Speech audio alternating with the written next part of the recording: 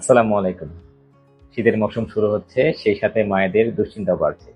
বিশেষ করে যেসব বাচ্চাদের সর্দি কাশি ঘন ঘন হওয়ার অভ্যাস আছে বা সর্দি কাশি ঘন ঘন হয় যেসব বাচ্চাদের, মায়েদের টেনশনও বেশি যে এই শীতের বাচ্চারা আবার নিউমোনিয়া হয়ে যায়।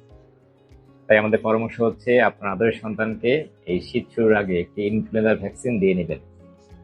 যাদের ঘন ঘন সর্দি কাশি হয় তাদেরকে অবশ্যই একটি ইনফ্লুয়েঞ্জার ভ্যাকসিন দিয়ে নেবেন।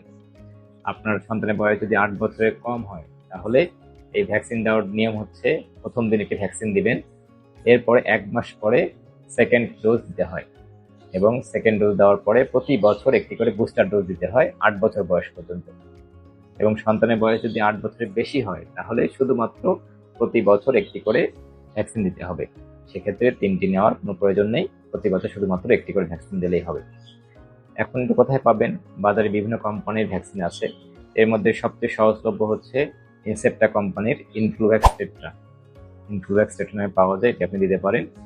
ইনশাআল্লাহ আপনি উপকৃত হবেন। আসসালামু আলাইকুম।